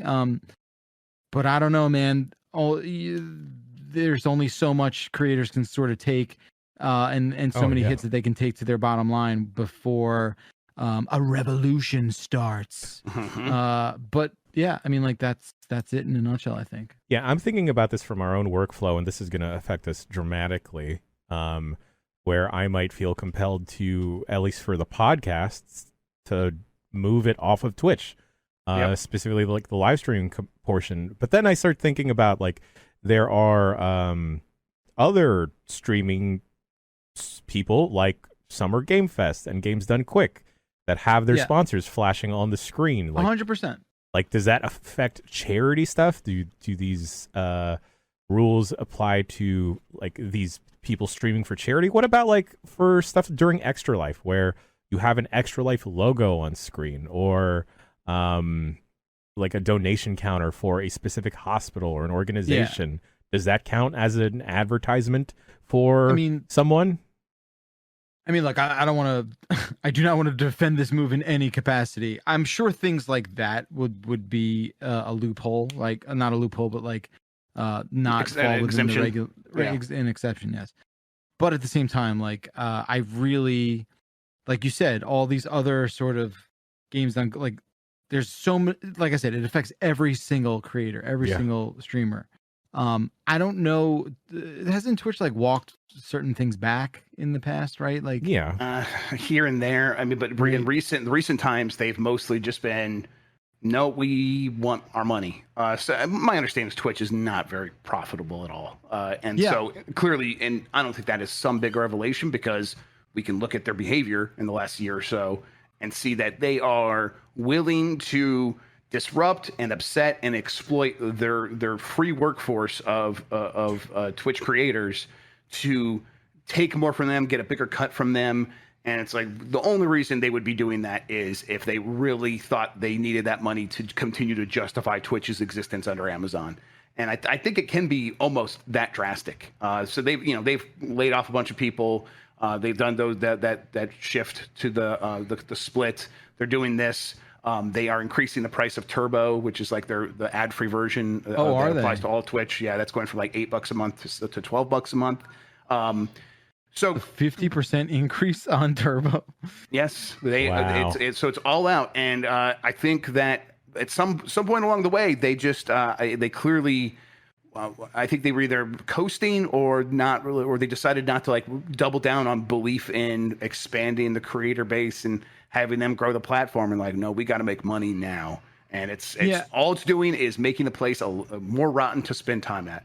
And look, like someone in chat even spoke to a very sort of like specific insidery baseball kind of thing about like, even what we do, right? Where like, Twitch is a platform where you go to be seen, right? Like, it is the accessibility that people enjoy. But it's not even very good at that anymore. Yeah. I think. I mean, I think discoverability on YouTube has been better than Twitch. Sure, recently. I mean, look, yeah. But again, the point I'm making is like people turn to that platform historically because of that access, right? And the more of a rotten place it becomes, what does that do in the long run? I don't know. Like, I'm surprised that like, obviously, you understand that like a business needs to be in the black, and you sort of like, slowly chip away at the luxuries or like the certain things that people enjoyed the platform for. And I just don't know how much more it can take. Don't know how much. And this seems like the most substantial offensive in a while. That has, in terms of like, obviously the rev splits changing the percentages was a big deal. And this just feels like a bit of a 1-2 punch that I'm just not sure what happens long term after this. Yeah, we should stream to TikTok. That's what we should do. Yeah, so we got to stream to TikTok for a substantial amount of time first before they let me connect a computer to it. So is that how it works? I was always wondered how it worked. Okay. Yeah. Well, I could like add to Giant Bomb TikTok to my phone and just have it on every time we're doing. Oh, did we lose it? Did I lose both of you guys? Huh? Oh no, everyone left me again. Uh-oh. Is this still going? Are y'all still going? Ah! All right. Everyone is... No, I think this is a Discord thing. Okay, folks, hold on one second. We're going to fix this. We're going to fade to black real quick. Haha, the internet cops did not, in fact, get us. I seized the boys back. I got the Jeffs back. Yeah, our decoys worked. They just got our lookalikes, which, sorry to them, they will likely be facing a death sentence. But that's just our crimes. I'm not a conspiracy theorist at all. I do not wear any tinfoil hats. You wear black the timing caps of instead. that dropout is weird. Anyway. Just listen. Bezos is like, turn off that Amazon Web Services server right now. I don't care. There can only be one Jeff. That's that. We know that's not true. Eventually we're all gonna get along with the Jeff parade. Eventually we all become Jeffs. In the end, everything is Jeff. Apple is making a $3,500 mixed reality headset, and that seems like a lot of money for something like that. Oh my god. Yo, I'm not gonna say I'm down and I'm with it. That's too much money. That's way too much money. Apple, what is he doing? But if it went down to 500, I'd buy it. Well, yeah, I would get one for 500 too, for sure. If it's like $1,000, maybe I'd think about it. Yeah, if they knock 90% off it, I'd buy it. It's a spatial computer, which is, I've written down here, that's the kind of name you come up with when you're trying to make an idiot feel better about spending $3,500. It's called the Apple Vision Pro officially. And it's just a HoloLens. It's just Microsoft HoloLens. It's literally all it is. Where do you plug it in? Do you plug it into your phone, to your butt? Your ass. Bend over, I'll show you. Yeah, it's right up your ass because you're gonna want to be smelling your farts during this entire process. I think it's plugging into a battery pack in those videos is probably what it is. Because it's cool. like, it is a standalone thing, but it's going to need that extra battery to last more than 90 minutes. It has 2-hour battery life, which means 90 minutes in reality. Because people aren't going to be doing the optimal battery settings. Doesn't this feel like one of those concept cars that like should have just been shown off and never fucking sold?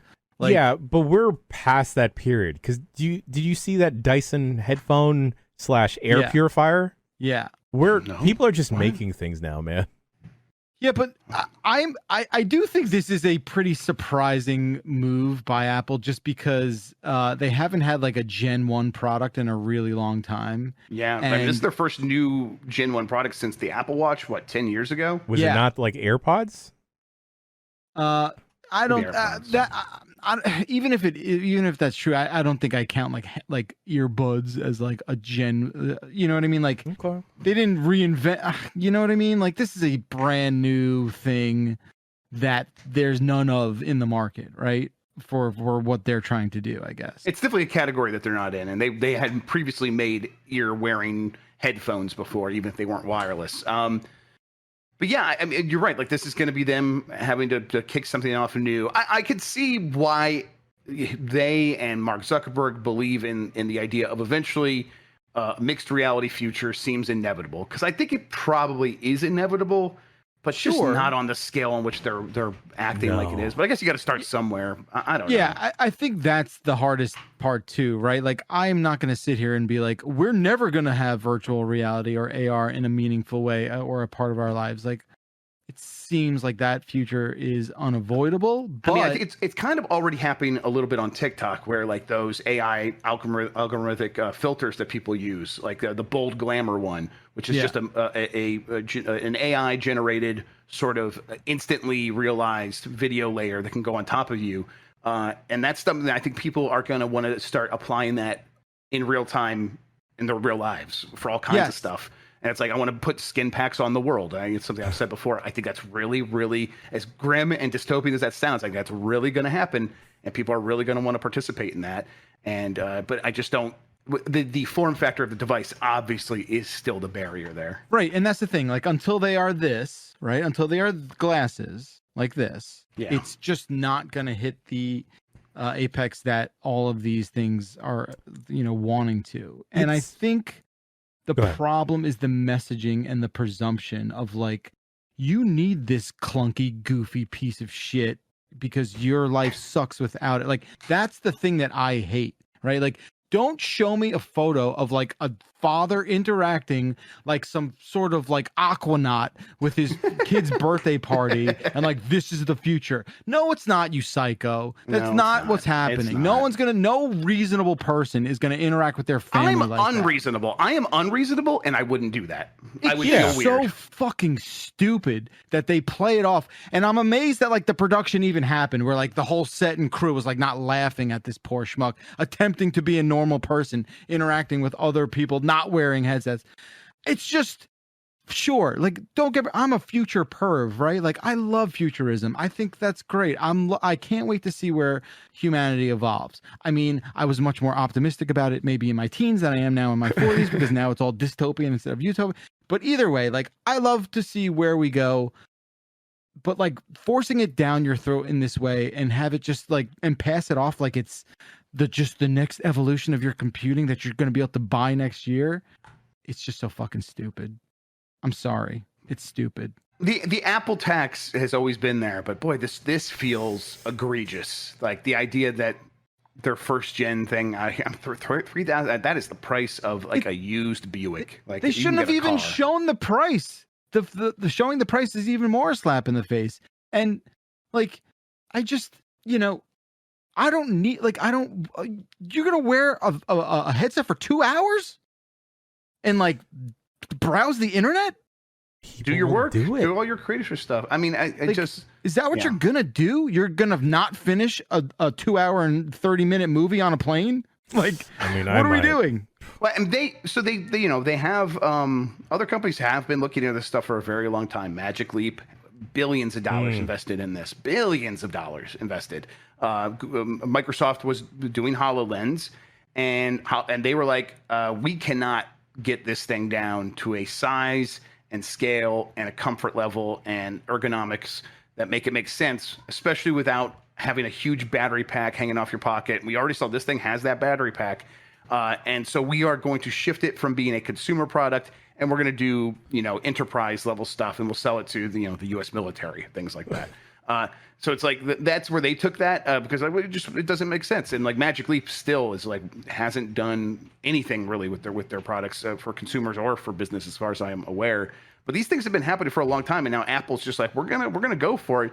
And I suppose maybe Apple can solve some of those problems, but looking at it, and based on the information they provided, it doesn't seem like they are promising to have solved any of those problems. It's like, it is a HoloLens. No, it is, and it's really just a HoloLens. It's big, it's honking, it looks cumbersome, and like it's ski goggles. Like, you have to wear ski goggles.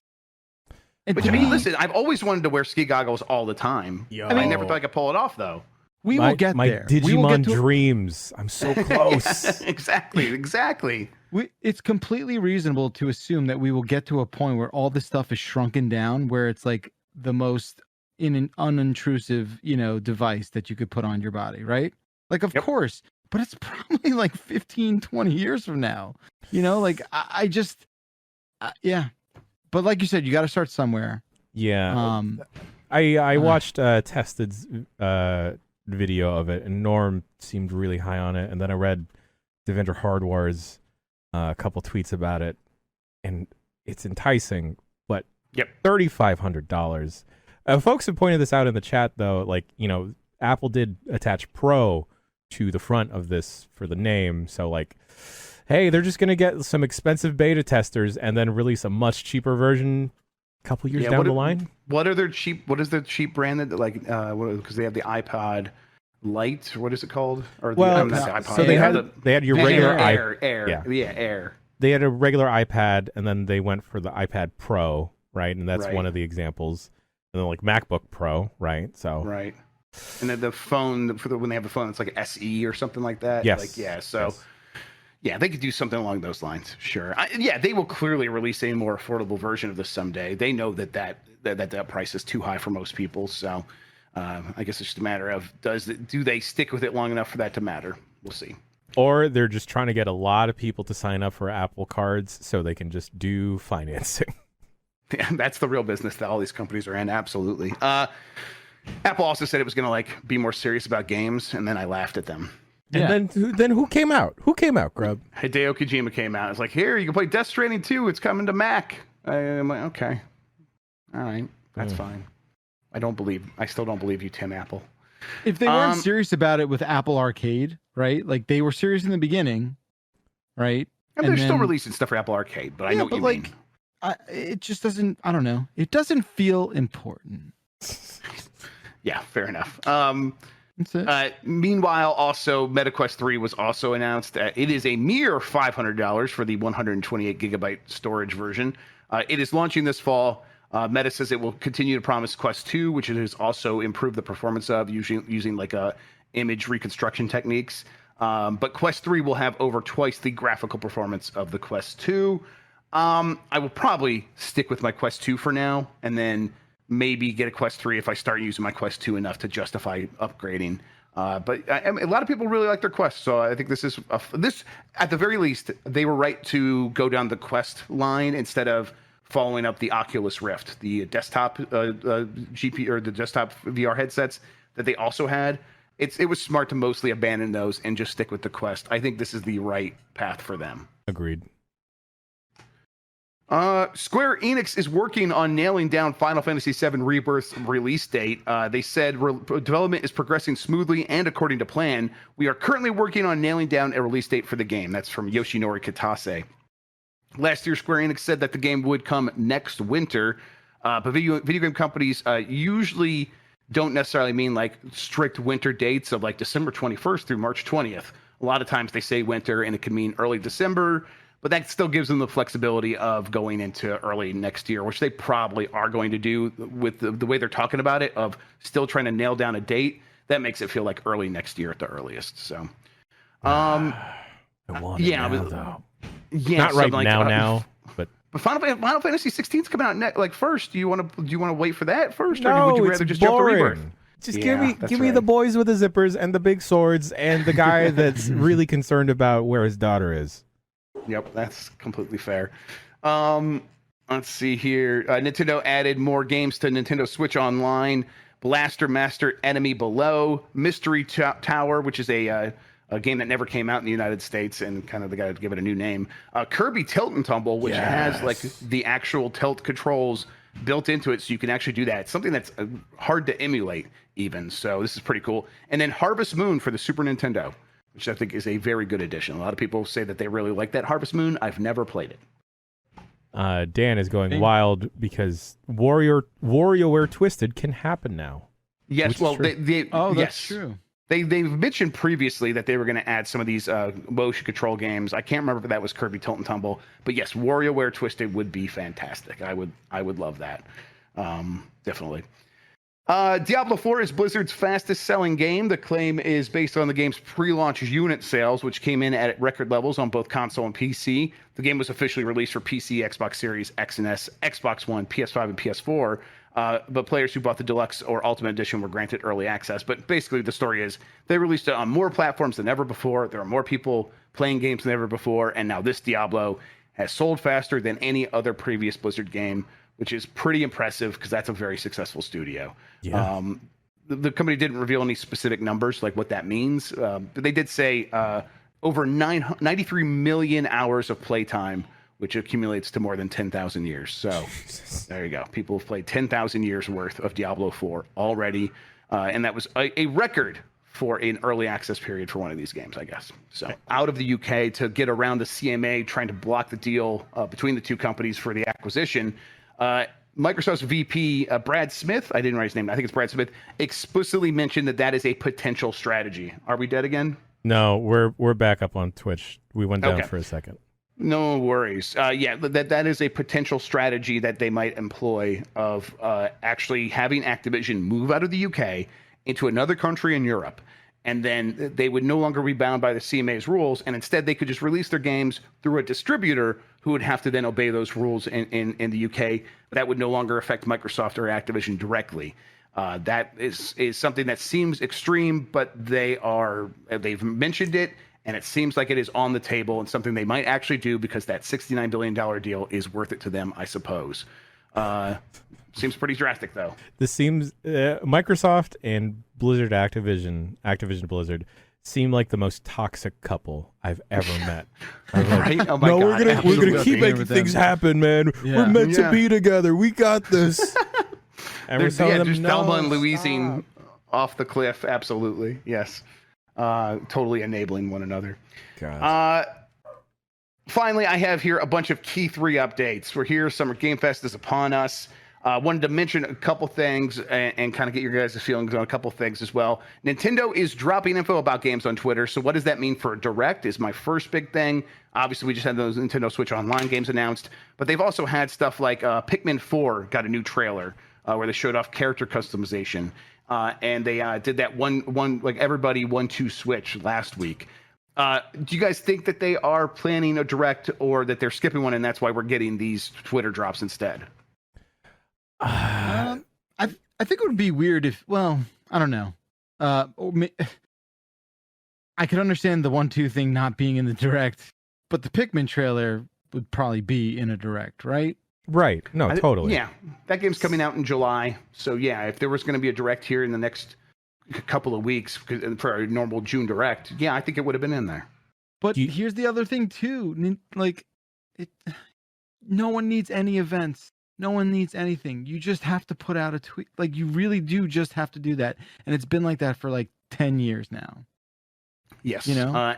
And like, as much as like Nintendo is, like they always have a Direct in September. That stuff can change whenever. Yeah. They can roll with the punches however they need to. I'll like just early rumblings. I'll say that I'm hearing something's going to be in July next month. Whether that is a proper Direct or like a partner Direct or a third-party showcase Direct, however they want to frame it. A Direct Mini, I have no idea. But it seems like don't expect anything of that sort at least until next month, and if that even happens at all. But like I said, rumblings. It seems pretty likely that something could happen next month with Nintendo. Although a July Direct would be weird, but we'll see. Mm-hmm. Capcom is having a showcase Monday, July 12th at 3 p.m. Pacific time. They just announced this like last night or the night before. It's a 36-minute showcase of news and updates on its latest games, says the tweet about it. We didn't know about this till just now, and I'm like, we should probably try to talk over that, right? If we can. Oh, most definitely, because this is when they're gonna make good for Mike Minotti and I, and just give us a new Mega Man. There it is. That's right. Congrats. Yeah, this is where it's happening. There was a Mega Man game on that Capcom hack, which was not a leak. It was like an illegal hack, but we got some info from that years and years ago. And that was where we also learned about Dragon's Dogma 2, which is real. And now it's like a Rockman game. I suppose that the Mega Man game could have been one of those collections or maybe like a mobile game. But it did seem like it was supposed to be more than that. So maybe we do get a Mega Man game. That'd be pretty cool. $1 million idea that I'm giving to you for free, Capcom. Here's what you do. You just take Hi-Fi Rush and you just call it Rockman. There you go. Perfect. I love it. That would be very cool. I would like that. Would be cool. A rhythm Mega Man game. Xbox says it won't have much CG at its show. None of our first, this is coming from Aaron Greenberg, by the way. None of our first party games in the show are full CG trailers. Everything is either in-game footage, in-engine footage, or in-game footage with some cinematics. Each of our trailers will be labeled so it is hopefully clear for our fans. This is nice to hear. I'm glad that they're planning to mostly move away from CG. I know that Jeff Keighley just did a roundtable with like fans like on a Twitter Spaces, and he talked about this where he's like, sometimes I'll get a CG trailer for a game I don't know about and I don't know if it's going to be good, and I'm like, hey, could you like just at least put like 10 to 15 seconds of gameplay at the end of this? And he says whenever they do, it always makes things better. And I'm like, yeah, that's a good point, Keighley. So I'm glad that Microsoft's like, hey, we've had bad luck with CG in the past. We're going to try to avoid that. How do you guys feel about that? I like the direction. It feels funny in the timing for them to say, yeah, we're not going to have any CG trailers. Don't worry, guys. It's all the game, all the time. Right. That stuff could still be disappointing in other ways, for sure. Of course. I mean, I stay disappointed. Uh-huh. It's a bit of a catch-22, but also I think, I don't know. For me personally, and I guess it is like preferential, right? I would rather see gameplay, or I would rather see both. Yeah. Right. If we could figure out a way for both, like, I don't know. Look at how I guess Redfall was sort of debuted, and then the gameplay. So I don't know. I think there's a way to get the same kind of pop out of your gameplay montage that you can maybe do with a CG trailer. I think the message you don't intend to send when you do lead with a CG trailer is that we don't have anything to really show you, right? Yeah. And that's right. Whether or not, that is interpreted like, oh, is it not ready, or are you not proud of it, or whatever it is. I think you're always possibly better off erring on the side of like a gameplay montage. Yeah. I'm all for that. Me too. While we're talking about Xbox, I'll say that I am a little bit more confident than I was the last time I talked about it, about Fable actually being there. I know that, so they teased the potential of Fable being there, or at least people took it as a tease when there was a Twitter video of, oh, we're going to lead you to the Xbox showcase, and it's going to be a trail of glitter, and there's music that sounds like Fable. And I was like, oh, I would be surprised if it's there, because I know that game's had some issues, and it'd be kind of rude to the development team of like, hey, make us an asset while you're also dealing with all these fires you're got to put out. But sounds like they might actually have been able to get some stuff together. We'll see. I still don't know 100%, but I'm definitely much more confident about it being there than I was before. So that would be very cool. And also just like, okay, that's probably going to be like one of those in-engine footage games and not like gameplay, but even that's fine. I think that's totally okay. I don't mean to offend anyone, but who cares about Fable? Yeah, I'm not a huge Fable fan either. Are you serious? I never played Fable. I don't care. Yeah, I don't care. I'm just curious either way. I'm not sure if you're just, having a goof here. Well, sad people in our chat say that they do care. Okay. All right. That's all I wanted to know. I didn't mean any ill will by it. It was a real question. It was just like, does anyone care about Fable? Okay. People care about Fable. Am I willing to share my beard? Someone asked me if Fable... Absolutely not. What was that, Grub? Someone asked if I was willing to shave my beard if Fable is not there, and absolutely not. Oh, come on. Absolutely not. Haven't you taken enough We from cannot him? we cannot leave any hair in the LA fandom office, okay? That's my one thing. That's right. Someone asked me if Fable is important. It's not important to me. Wow. Nailed it. Well, listen, that just means I got a lot of work to do to convince you that it's once again important, or important now for the first time ever. I tried. Like, I still say every now and then, I go around and I go, chicken chaser, like that. Yeah, that's the only thing I know about Fable. That's it. Every time I see, like, I have friends who will say that back to me. That's just like an inside joke. We're just like, hello, chicken chaser. And that's it. Are they pirates in this game? Is it called Fable because it's like Shrek? No, they're like little farm people. Oh. And they live in like a fantasy land. That's what I remember of my time with Fable. Shouts out to y'all if you enjoy Fable. Yeah, 5 like you're podcast allowed points to you. enjoy Fable. There Seems you go. like you might be Kinect wrong. version, the on Rails Connect game. I listen. I didn't sign any wall. I'm allowed to say it's on Rails. All right, let's see here. Ubisoft is teasing a mystery game basically, you know, they're doing their showcase. They did a video, and in the video, like, oh, it's going to have the crew that we talked about before, the Crew Motorfest, and blah, blah, blah, and this and that. And then it ended with like the people who are watching the showcase inside the video looking at a screen that had a shimmery sheet that was gold and red or whatever. And then they're like, wait, what is that? So they're teasing some other game. Does anyone here have any ideas? My only real guess is it's that Star Wars game. But that would be a lot because Avatar is from the same team, and it'd be like surprising if they had both games this year. Grow Home 3. I love that. I love that guess because I would really like that because those Grow Home games are solid. Wait, is there a Grow Home 2? Did I? They called it something else, Grow Home and something else, but I can't remember. Grome 3. Shut up, Winship. Yep, Jan Garome. Yeah. I'm trying to think of like a. I'm go trying to ahead. think of like a franchise from them that like has been dormant. I mean, Rayman. Splinter Cell's the one that we. Oh, Rayman is that would Rayman rule. or- Rayman would be very oh. cool. Ooh. That'd be I'd sick. like that. I'd like that. Oh, I like that a lot. I hope it. Honestly, now I hope it's Rayman. A 3D Rayman platformer again. Yeah, that would be great. Oh. Yeah. I just need the yeah. It's Always Sunny crew to just sing it in. oh, have them just be like, Rayman. Ooh, Master of the Nightman. Okay. That does it for the news. That's all of it. That's I'm all settled there. I'm handing the show back over to you, Jan. Well, I'm gonna need to take a quick breaky break, and we'll be right back with maybe one email and an obscene amount of shout outs. I do this to myself each week. Yep. We'll see you Make your guys bed. in a bit. Cut him off. Welcome back to the Giant Bombcast. It's time for the emails. Bombcast, Giant Bomb, is the email address to send your emails to. We read them. It goes to all three of us. I enjoy reading them, and they're great. Time-wise, though, we only have time for maybe 2 emails today. First email comes from Paul and Bacalar. This is directed to you. Paul writes in with a 4-part apology. What? That many apologies for me? Dear Bombers, a while back I sent an email to the Bombcast where I suggested that Jeff Bacalar could play a convincing Imperial officer in Star Wars.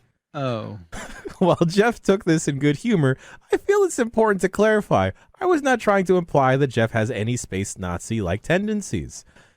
He seems like a perfectly nice person that would never, ever willingly participate in the destruction of Alderaan. What's that? A planet? It's like a planet? Oh, my God. I was only, of course, making fun of the fact that he... Not nerd! You were in my office. You've seen how many keyboards are in here, okay? You just gotta pick your lane. Making fun of the fact that he lives in New Jersey. As someone that lives in a commonwealth that borders the Garden State, I have particular feelings about New Jersey. The following things factored into my thinking.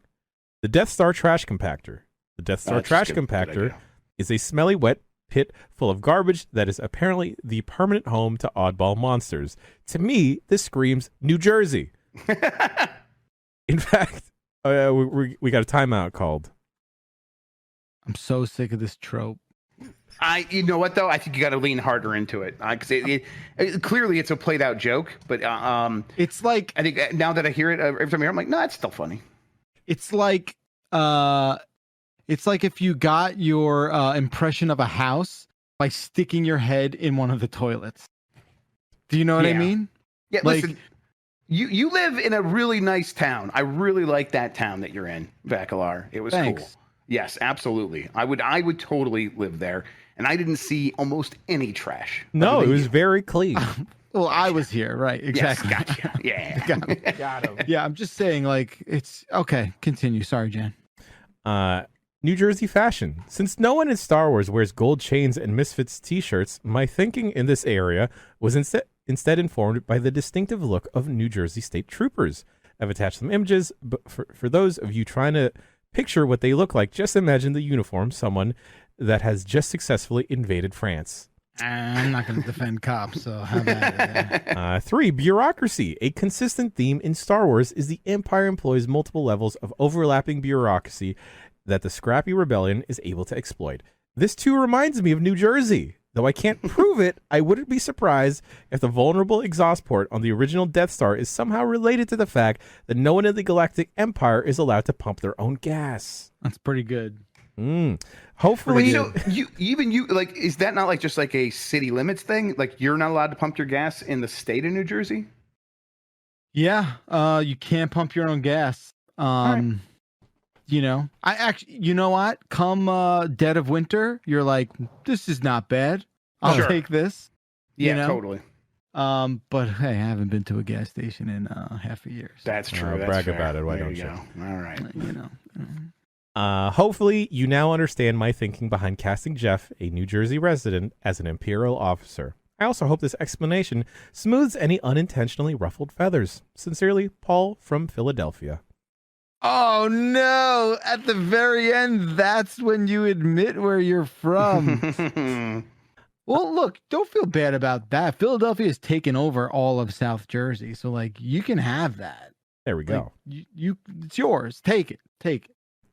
All right, one more email, also related to Star Wars castings. I think this may be more agreeable for everyone. Okay. Hey, Bombers. Want to quickly revisit the whole Giant Bomb as Star Wars characters convo in light of Backlar's dissatisfaction with his characterization as a space Nazi. Yeah. Oh, people are acting like I had no reason to be dissatisfied with being compared to like a gray space Nazi. He seems to be like suggesting like, no, that's fair. Let's. Yeah, he's got other yeah, ideas. yeah, We all agree this is that was a different guy. reasonable comparison. Yeah. I humbly submit Bacalar as Admiral Akbar. Yeah, of course. Can't explain why. It's just vibes. Because you got fish vibes, and Akbar is the letters in Bacalar, basically. Okay, maybe that's where it comes Oh, from. that's Hopefully. good. That's good. Although you do, you have to also consider Jeff Bacalar as Chewbacca because Chew Bacalar is also too good of a name to pass. That's true. That's really good. Yeah, that was a high school thing for sure. And my heart says that Jan would be Jando Calrissian. And then they attached to Photoshop. It's great. Hopefully Jeff is more satisfied with this depiction. You guys are great. Much love, Pat. I'll Being honest, I'll stick with the Nazi. I'll take Jando Calrissian, baby. Dude, what is it? Okay. I mean, Do you have Star Wars questions? no, I don't have Star Wars. If you questions. do, we could phone in an expert who's sitting at the Disney World or Disneyland Star Wars land right now. He just posted a picture of himself on Twitter. Mike Minotti's in the bar as we speak of Star Wars Adventure Island or whatever the hell they call it. Yeah, it's out so there. good though. That place is so well done. I've never been. I want to go so bad. He's setting the record straight out there for me. So thank you for doing the there good you work. We should out go to a there, theme Mike. park again. That was fun. Yeah, All right. that's a good idea. That about does it for emails. Once again, you can send your emails to bombcast@giantbomb.com. I love and appreciate all of the emails. And now I've done this to myself. We've got to the shout outs. Shout outs. We got to keep this quick because we got to end the show soon. Move your cursors, everyone. Yo, they're called Remap Radio now. Rebecca, David loves you. Daniel for showing the world what a moist Dan looks like. Shout out to Grub. A cup of cummies in the big time entities. Fuck you, Nose. Robocop Travelogue. Shout Jan got DSLs. I'm almost done with Zelda TOTK. Life can return to me. The TOTK never ends. 8-bit do for shaking it like a shake weight. I am Gundam. Cammy's ass is back. Okay, just like money in the banana stand, there's always sale at the dispensary. AV1 encoding, JAV encoding, WebP, APNG, AVIF are good formats actually. The greatest shonen, Naruto. New pre-show jams. Having a blast at a Carly Rae concert. Fun AF. Call me maybe? Can a face work a shoot, or does a heel shoot a work? Gollum 2 will get it right. You'll see. Being horny for JRPGs. I'm good enough. I'm smart enough. And doggone it, people like me. Butt Crack Mafia V2 for life. Step on me, Mommy Lilith. Spider Link, a link to the Hyrule verse. Fuck you, Jeremy Smith. I, Jan Machoa, sponsor NFTs and crypto. Buy Jancoin. Robo Mitch powered by NZXT. Southwest is the best. JetBlue for life. Oh, I gotta check into a flight soon. Will Grub's gimmicks know that a floppy disk is? Final Fantasy 9 is the best Final Fantasies. T-Nick Road Hot Bagels in Jersey. Treasury bill auctions, federally tax only. Let me Google that for you.com. The Witch of Mercury. Does Jan know Cyril Sneer is?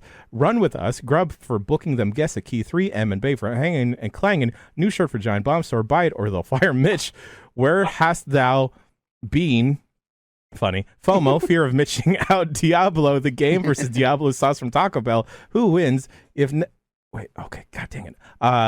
If necromancing dead people is wrong, I don't want to be right. Beans? Beans. Just a hunk of burning chub. The dude at Waterworld that worked Dan into a chute soaked him the hard way. Beans? Beans? Get your bean shirts here, Apple. Mitch's favorite. I got it. Fucking. Oh, there's too many. There's You like gotta another lock page. it. Hold on. Did I check in? I need to check into my flight. Yeah, check into your flight right now. You don't want to go Group C.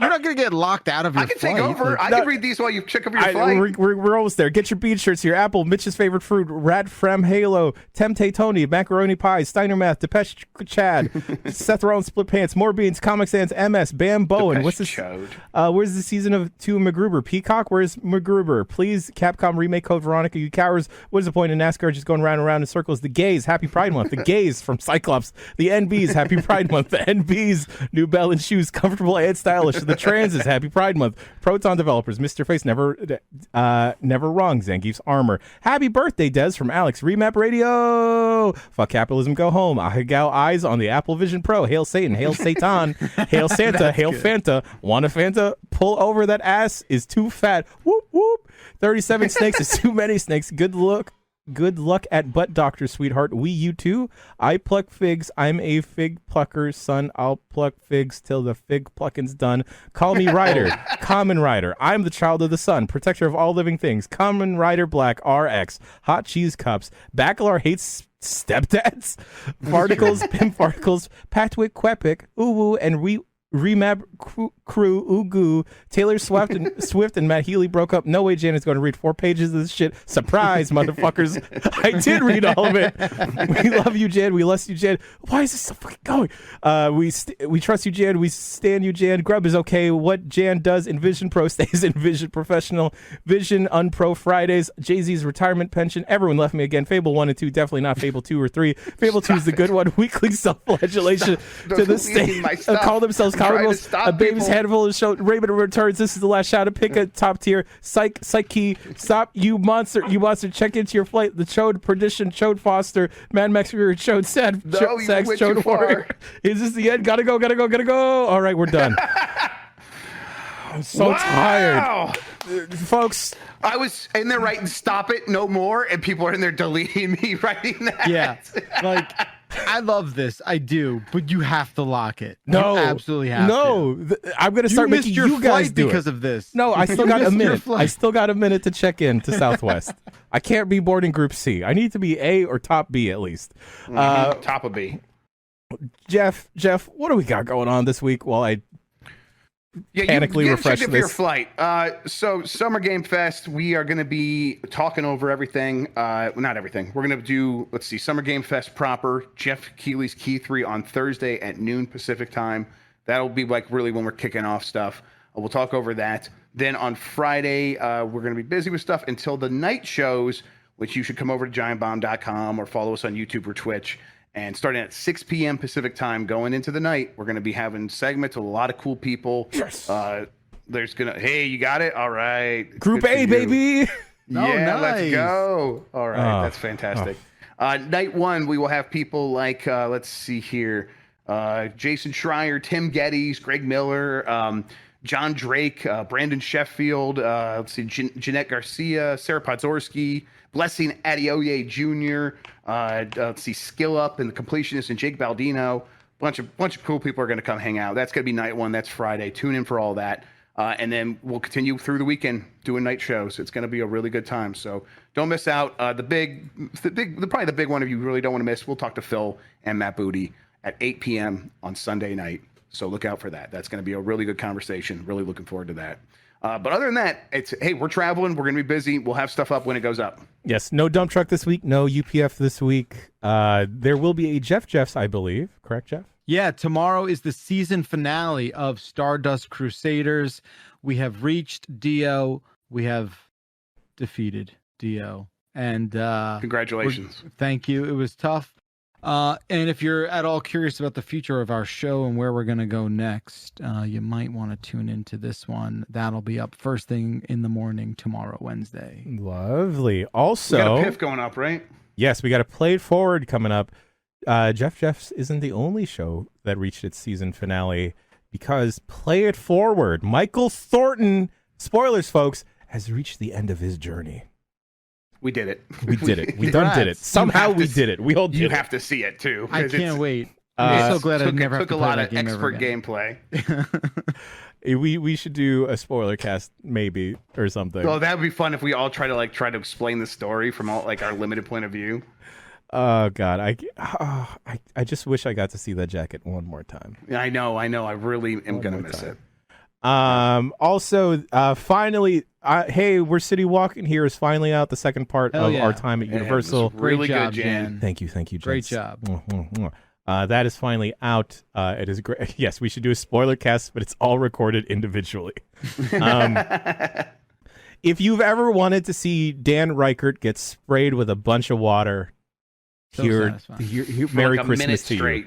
It's Yes, so it's satisfying. incredible. you. Yes. Also, don't forget, we got a new shirt on the Giant Bomb store.